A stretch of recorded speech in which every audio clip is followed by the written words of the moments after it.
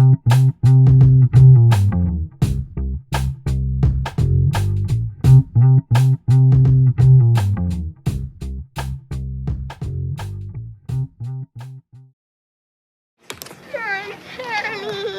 I? Can you what? Film. I've been having the same dream for over a decade now. I go back in time and warn us about what's coming.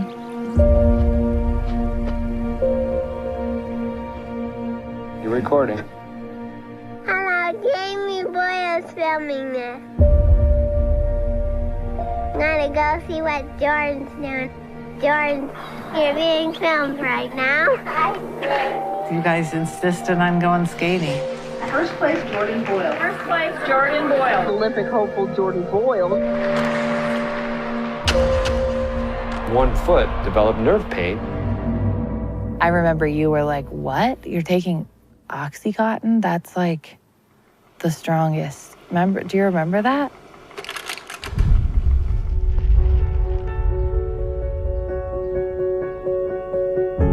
My pain went from a 10 to a 8. It was like, my God, what are we going to do?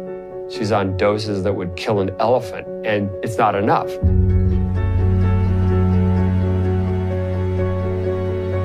I remember you screaming at me, Dad, there's something wrong. She's addicted to these things. You said the same about Julie.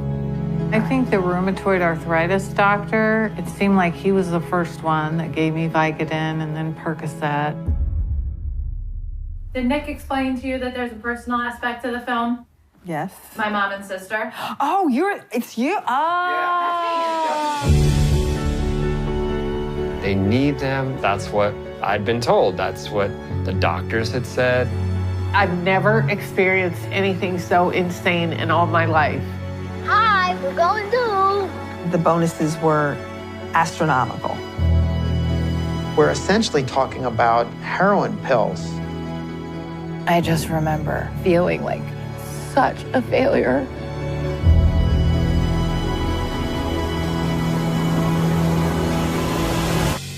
I don't want this little reporter. What were you thinking? Reporting on what were you thinking?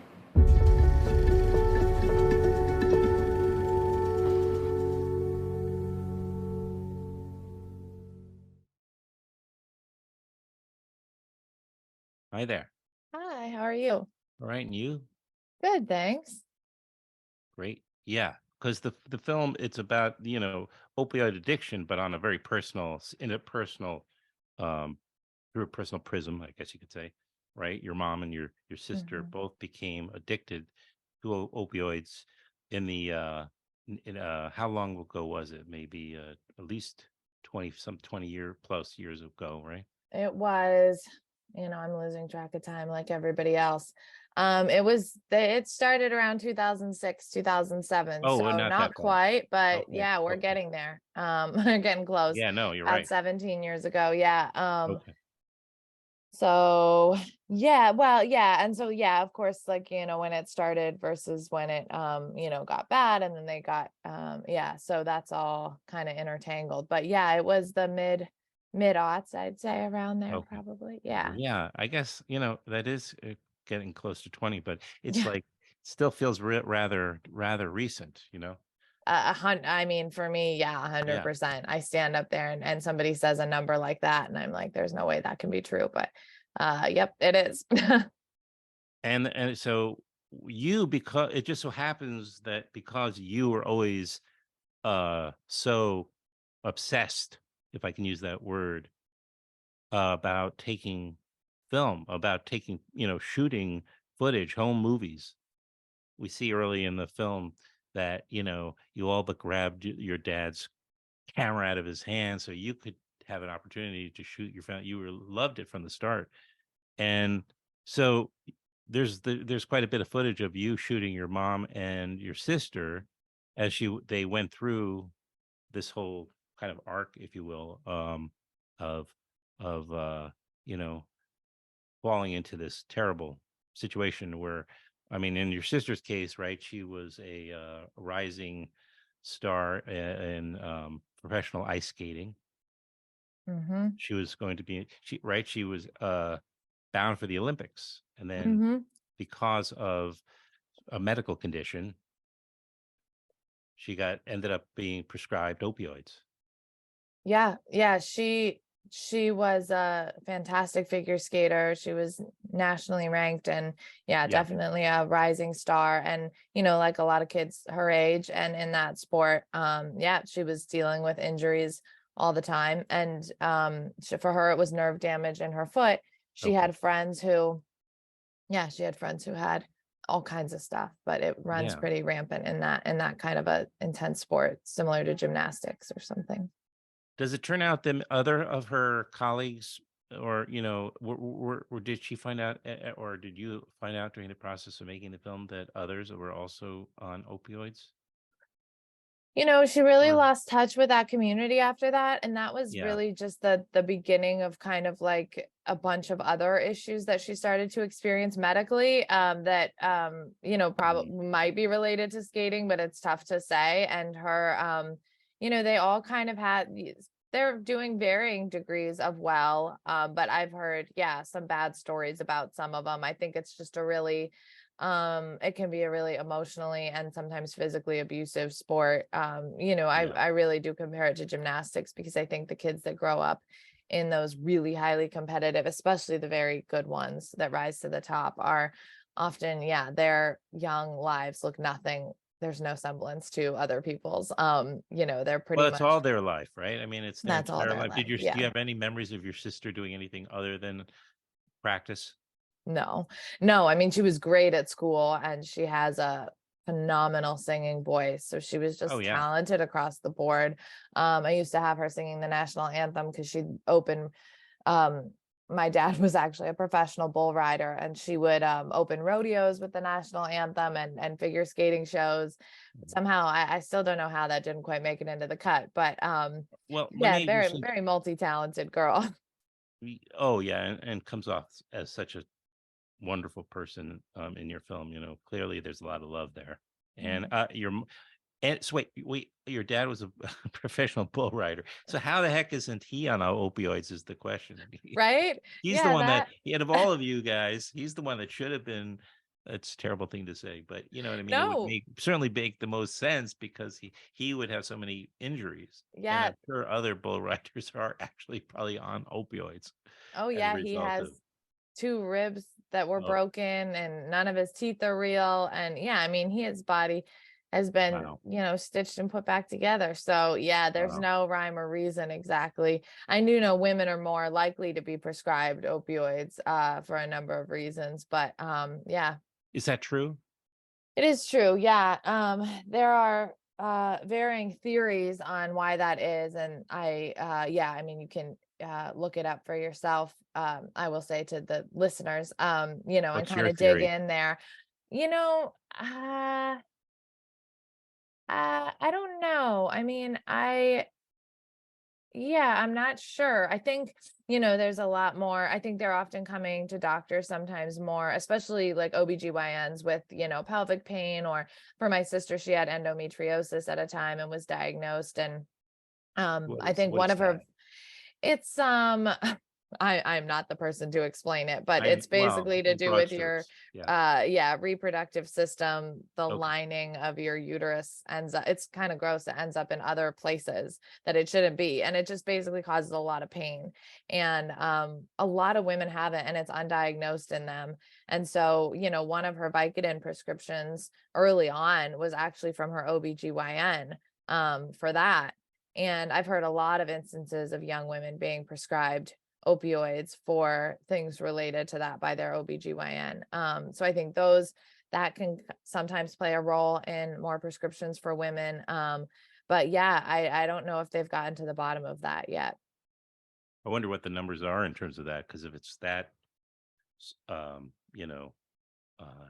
large disparity, I just wonder if it's just a very basic misogyny. I mean, like just give something to somebody to make them feel better and go away, and essentially, Yeah, no, I think that's definitely part of it, and how yeah, women are seen and just tried to kind of be written off. Yeah, it's 65% of opioid prescriptions are what That's women big. get. Yeah.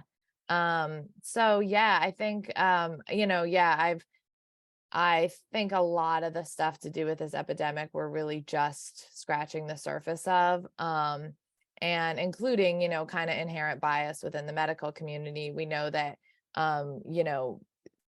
institutional racism basically had a protective effect over communities of color in terms of the prescription opioids, because there was the assumption that they would get addicted more than there was that assumption for their white counterparts.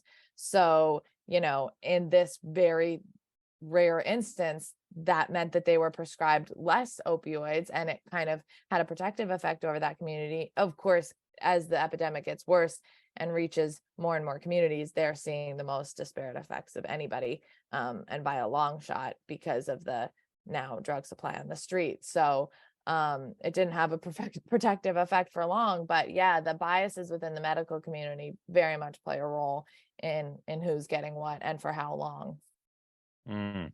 And yeah, I guess you as making this film, well, let me ask you, when did you decide, what was the I guess the time, what was your experience, what were you going through and thinking about around the time you decided to make a film about this, and what were the conversations you had with your family, because it's so personal. My goodness, you're really opening the those window blinds and curtains to the public, and they can see inside. It's very personal. Yeah. Well, thank you. Yeah, I mean, my family members were, I think the earliest conversations were with my sister, because I always thought she would be the primary focus. And so much of that was like, well, let me see, how many years ago now? 6 or 7 years ago, when I very first decided to start Wow. Yeah. making basically what I'd filmed back in college into a feature film. Because I'd been in the doc community for about 10 years at that point and felt equipped professionally to make that. But the first, Jordan was really the one, my sister, who was most open and publicly about her substance use. I mean, it's not that my mom wasn't, but she just didn't have the community that my sister had. And so Of course, right. she was a little more private about it. And so I didn't really think of her immediately. I actually don't know if I'd planned early on in including her. She's just such a private person and introverted, but Jordan is not. So, and we had all these home movies and I had so much coverage of Jordan. So she was the one I went to first. And she was really really excited about it and really on board, to the point where I was like, but do you know what I'm asking? Because I have to make sure that you understand what this entails. And of course, you always wonder as a sister, and especially the youngest sibling, like, are they just telling me what I want to hear? Are they Right. saying yes because it's me? And I'm still asking those questions. And I think it's like we probably need some guidelines in terms of making films about your family members or those very close to you, just making sure that they have the support that they need outside of you, outside of that familial dynamic, to patrol those boundaries if they need to. But my family, we've always been really close, and so they were just really supportive. And I think especially like as they kept doing well, and but also facing more and more barriers to their sobriety, it felt like a more and more important story. And also, like, we did survive. They are here to tell it, and that like carries a certain responsibility for all of us, I think, to feel like, if any one of us hadn't made it out of that, we couldn't tell it. Like, it would be too hard. And So, yeah. so the fact that we can feels like a gift. And yeah, they were just supportive and eager to help the whole time, to the point where, yeah, like I said, I still have to, my parents will actually be at IFC tonight. Oh, well, They're really? staying with me right now. Yeah, they're in the other room. They're in the And other room. yeah, and I have to basically be like, we're not sitting through the film again. You're not doing Q&As. Like, they'll happily talk to people, but yeah, kind of put the reins on it to protect a little bit and make sure it's not too much for anybody. The name of the documentary is called Anonymous Sister directed by Jamie Boyle. And you have another film that is going to be opening at Tribeca. Also, Tribeca is going on shortly, isn't it? Yeah, yes. So they're I'm supposed to come down there on Sunday to see a film. So Oh, great. Are you coming to see? So yeah, that one's breaking the news. Will you yeah, be there to see that one? yeah. No, Okay. is it playing on Sunday? It's playing Thursday night, Friday night, and Sunday afternoon. Yeah. Sunday afternoon. Oh, well, I'm not sure. I am supposed to be. In this case, I'm coming down with a friend who's. It's getting off topic here, but Steve Buscemi's got directed a feature film, and uh, so this guy knows him personally, and so my friend, and so he invited me to join him, and so we're going down there, and then I have another friend who's going to meet us there as well. So, Oh, but awesome. I I actually think I know the AE who worked on that. He uh was our AE. Yeah. oh, I was really? super excited to get that. Yeah. That's I've great. heard great things about Steve and that film. Well, breaking the news. Just tell me briefly about that. Yeah. I know we may as well plug that too. I mean, the timing's so great for this. But I do want to say again, just to kind of, um, close the whatever the subject, whatever the analogy I'm trying to make, but to make sure people do know again that Anonymous Sister is a movie theater starting. It started already on June 2nd at the IFC Center. So if you're listening, I'm going to get this up as fast as possible, so at least we can promote the IFC screenings, because that goes on just a couple more days, I'm assuming, or do you know? Yeah. Yeah. It goes till Through Thursday? Thursday. Yeah. Yeah. And Okay. tonight is the last Q&A.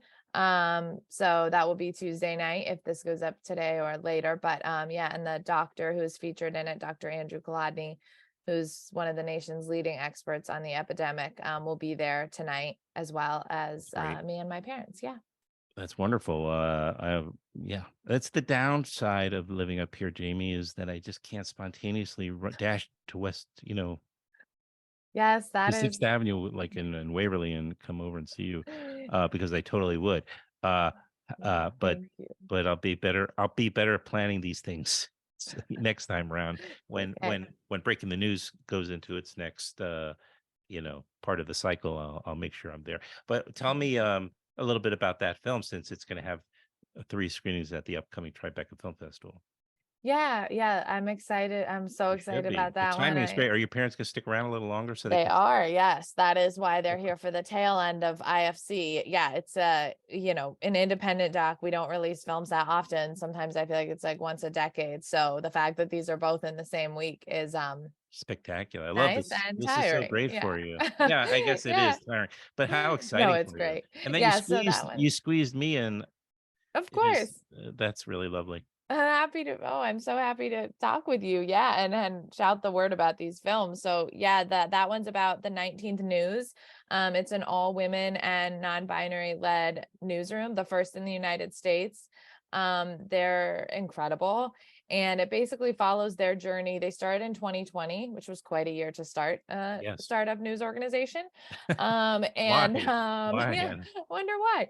And it's great. It's really, these journalists are from marginalized communities, and they are living the news that they are reporting on and pushing that newsroom forward as they do it. And they those events of that year and those journalists end up shaping the 19th News, this kind of new way of covering news and shaping our realities. And they're really trying to bring to the forefront voices that have never been in the forefront of mainstream news, and doing it in a nonprofit model, which I think is really important, especially as we look at, somebody asked me yesterday, how important is that as we look at 2024? And I said, well, I think it might be the most important thing, because I heard recently that, and this was frightening, but also clearly true on its face, there's no world in which another Trump presidency is not profitable for all of our for-profit news Right. organizations. Yeah, sure. And I have friends at these places. I've worked for these places. I very much trust the Fourth Estate and have the highest respect for them. But I think we just have to be clear about where incentives are. And, and I think nonprofit news is a really interesting interesting model to take a look at. And so these guys are trying it. And yeah, they pretty much cover everything you can imagine from that year. And yeah, it was a much more uplifting film than mine. I've heard they're both hopeful, but yeah, this one is just so energized with their work and their mission and their passion. So that was really fun to be a part of. I bet. All right. Well, we'll put down the information about the screening of Breaking the News as well at the end, and Thank you. we'll have to help spread the word about both documentaries. And Thank you. yeah, I really this is appreciate it. my pleasure. Nice meeting you, and look forward to running into you in person. Yeah, yeah, me too. Let me know when you'll be out here, and I will. have fun at the screening Sunday. Thank you. Yeah, maybe I'll run into you. You never know. Okay, we'll try. All right. Thanks, Adam. All right. Have a great day. You too. And say hi to your mom and dad. I will. Thank you. Okay. All right. Bye.